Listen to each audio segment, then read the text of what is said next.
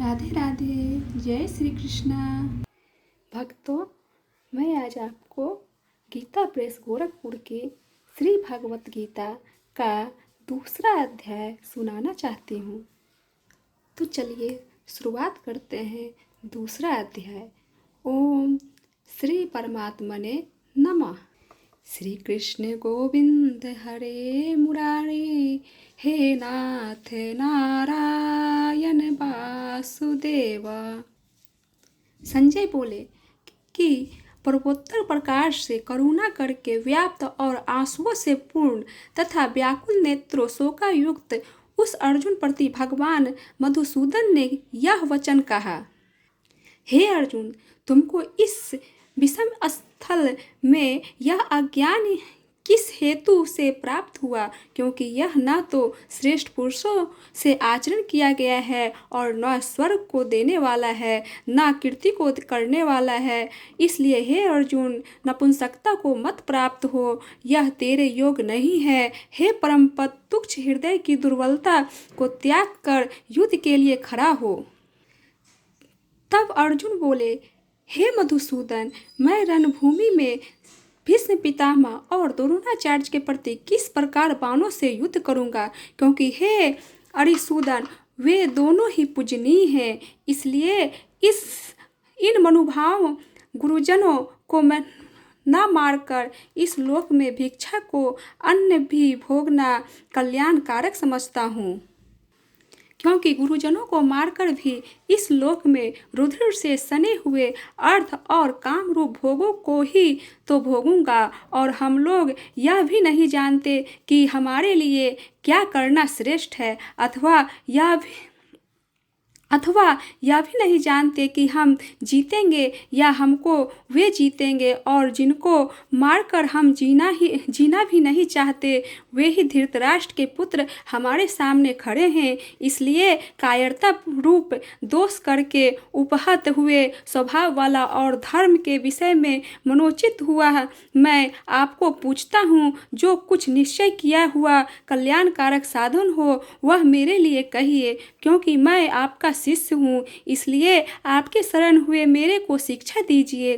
क्योंकि भूमि में निष्कंटक धन्य धान संपन्न राज को और देवताओं के स्वामिनीपन को प्राप्त होकर मैं उस उपाय को नहीं देखता हूँ जो कि मेरी इंद्रियों के सुखाने वाले शोक को दूर कर सके। संजय बोले, हे राजन, निद्रा को जीतने वाले अर्जुन अंतर्यामी श्री कृष्ण महाराज के प्रति इस प्रकार कहकर फिर श्री गोविंद भगवान से युद्ध नहीं करूँगा ऐसे स्पष्ट कहकर चुप हो गए।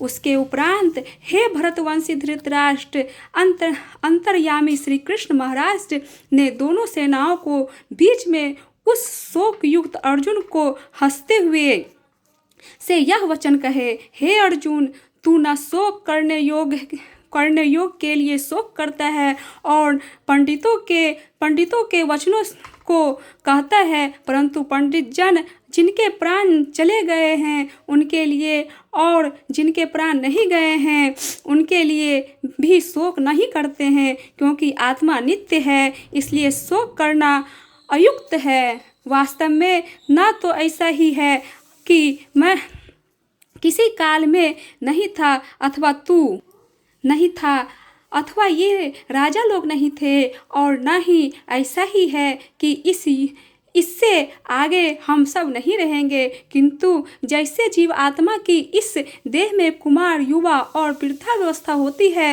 वैसे ही अन्य शरीर की प्राप्ति होती है। उस विषय में धीर पुरुष नहीं मोहित होता है। अर्थात जैसे कुमार, युवा और जरा व्यवस्था रूप स्थूल शरीर का विकार अज्ञान से आत्मा में भासता है, वैसे ही एक शरीर से दूसरे शरीर को प्राप्त होना रूप सूक्ष्म शरीर का विकार भी अज्ञान से ही आत्मा में भासता है। इसलिए तत्व को जानने वाला धीर पुरुष इस विषय में नहीं मोहित होता है। हे कुंती पुत्र, सर्दी, गर्मी और सुख दुख को देने वाले इंद्रिय और विषयों के संयोग तथा क्षणभंगुर और अनित्य है। इसलिए हे भरतवंशी अर्जुन, उनको तू सहन कर, क्योंकि हे पुरुष श्रेष्ठ, दुख सुख को समान समझने वाले जिस धीर पुरुष को यह इंद्रियों के विषय व्याकुल नहीं कर सकते, वह मोक्ष के लिए योग होता है। और हे अर्जुन, असत्य वस्तु तो अस्तित्व नहीं है और सत्य का अभाव नहीं है। इस प्रकार इन दोनों का ही तत्वज्ञानी पुरुषों द्वारा देखा गया है। इस न्याय के अनुसार नाश रहित तो उसको जान कि जैसे यह संपूर्ण जगत व्याप्त है, क्योंकि इस अविनाशी का विनाश करने को कोई भी सामर्थ्य नहीं है। और इस नाश रहित और प्रमेय नित्य स्वरूप जीवात्मा के ये शरीर नाशवान कहे गए हैं। इसलिए हे भरतवंशी अर्जुन, तू युद्ध कर।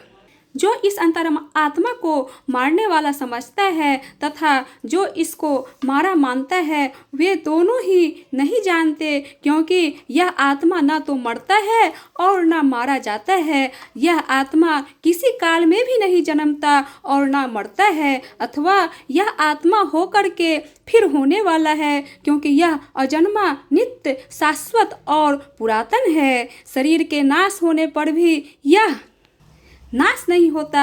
हे पृथापुत्र अर्जुन, जो पुरुष इस आत्मा को नाश रहित, नित्य, अजन्मा और अव्यय जानता है, वह पुरुष कैसे किसको मरवाता है और कैसे किसको मारता है। और यदि तू कहे कि मैं तो शरीरों के विभोग का शोक करता हूँ, तो यह भी उचित नहीं है, क्योंकि जैसे मनुष्य पुराने वस्त्रों को त्याग कर दूसरे नए वस्त्रों को ग्रहण करता है, वैसे ही जीवात्मा पुराने शरीर को त्याग कर दूसरे नए शरीरों को प्राप्त होता है। हे अर्जुन, इस आत्मा शस्त्र आदि नहीं काट सकते और इसको आग नहीं जला सकती और इसको जल गीला नहीं कर सकते हैं और वायु नहीं सुखा सकता है, क्योंकि यह आत्मा अछेद्र है। यह आत्मा अदर्थ है, अकेग्र है और अशोष्य है, तथा यह आत्मा निसंदेह, नित्य, सर्वव्यापक, अचल, स्थिर रहने वाला और सनातन है। यह आत्मा अव्यय, अव्यक्त तथा इंद्रियों का अविषय और यह आत्मा अचित अर्थात मन का अविषय और यह आत्मा विकार रहित अर्थात न बदलने वाला कहा गया है। इसलिए हे अर्जुन, इस आत्मा को ऐसा जानकर तू शोक करने योग्य नहीं है, अर्थात तुझे शोक करना उचित नहीं है। यदि तू इसको सदा जन्मे और सदा मरने वाला माने तो भी हे अर्जुन, इस प्रकार शोक करने का योग्य नहीं है, क्योंकि ऐसा होने से तो जन्मे वाले की निश्चय ही मृत्यु और मारने वाले का निश्चय ही जन्म होना सिद्ध हुआ। इसलिए इससे भी तू इस बिना उपाय वाले विषय में शोक करने योग्य नहीं है। यह भीष्म आदि को के शरीर मायामय होने से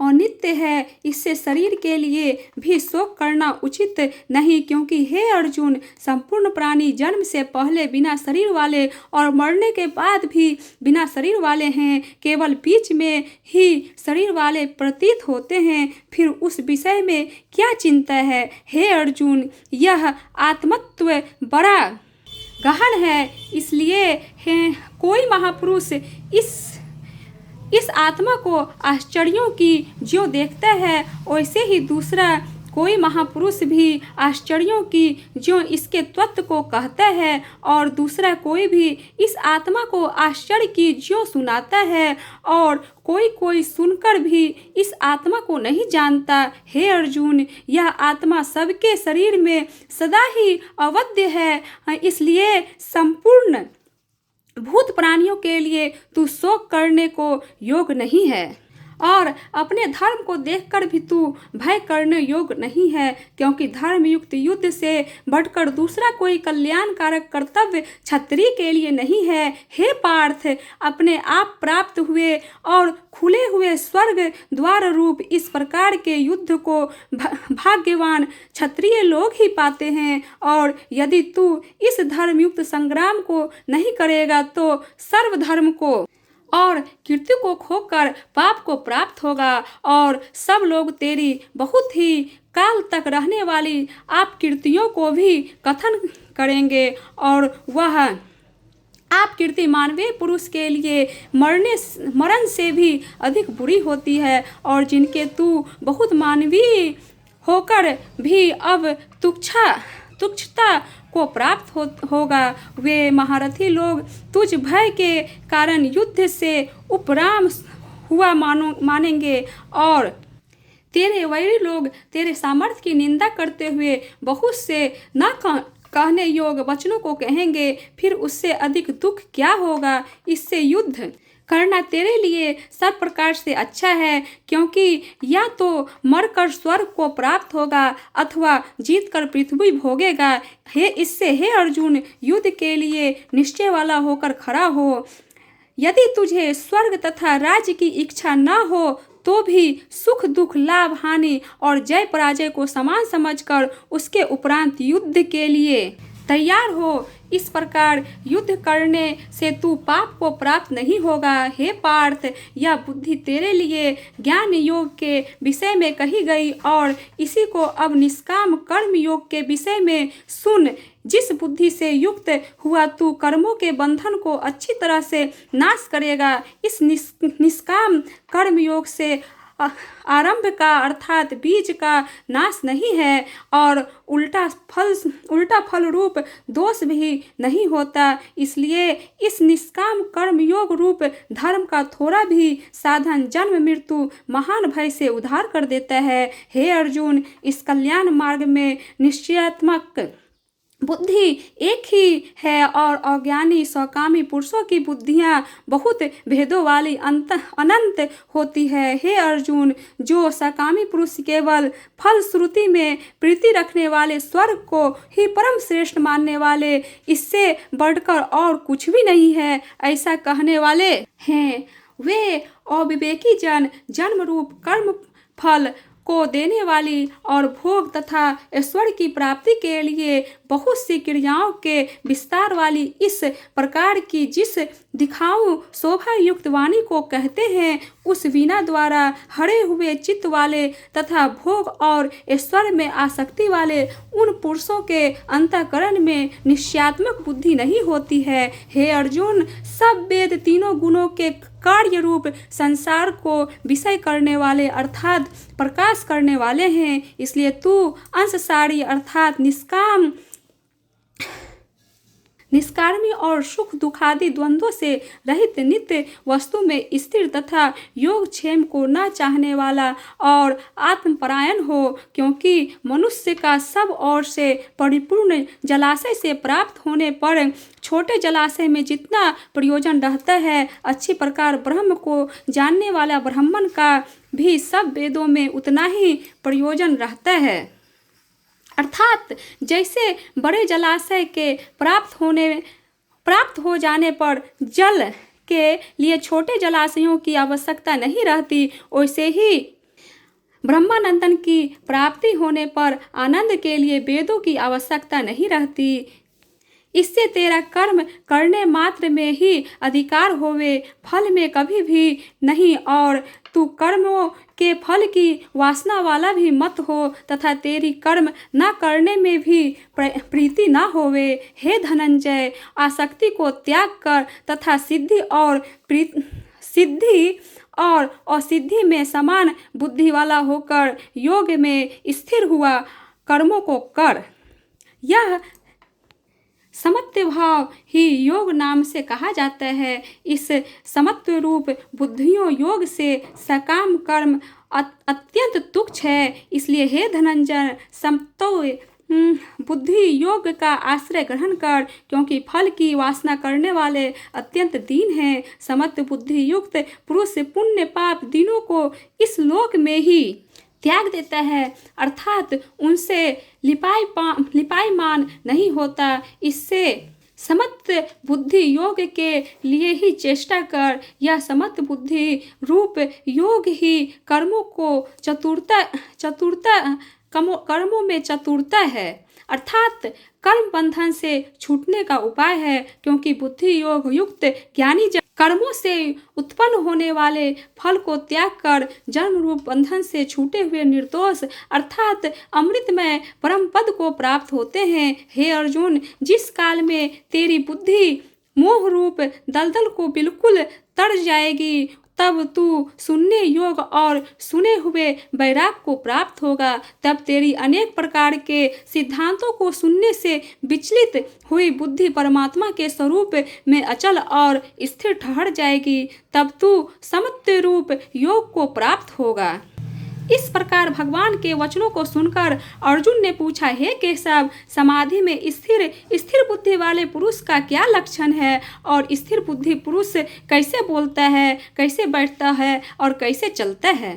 उसके उपरांत कृष्ण महाराज बोले, हे अर्जुन, जिस काल में यह पुरुष मन में स्थिर संपूर्ण कामनाओं को त्याग देता है, उस काल में आत्मा से ही आत्मा संतुष्ट हुआ स्थिर बुद्धि वाला कहा जाता है तथा दुखों की प्राप्ति में उद्वेग रहित है मन जिसका और सुखों की प्राप्ति में दूर हो जाती हो गई है अस्पृहा जिसकी तथा नष्ट हो गए हैं राग भय और क्रोध जिसके, ऐसे मुनि स्थिर बुद्धि वाला कहा जाता है। जो पुरुष सर्वत्र स्नेह रहित हुआ उन शुभ तथा अशुभ वस्तुओं को प्राप्त होकर न प्रसन्न होता है, न द्वेष करता है, न उसकी बुद्धि स्थिर है और कछुआ अपने अंगों को जैसे समेट लेता है, वैसे ही यह पुरुष जब सब ओर से अपनी इंद्रियों के विषयों से समेट लेता है, तब उसकी बुद्धि स्थिर होती है। यद्यपि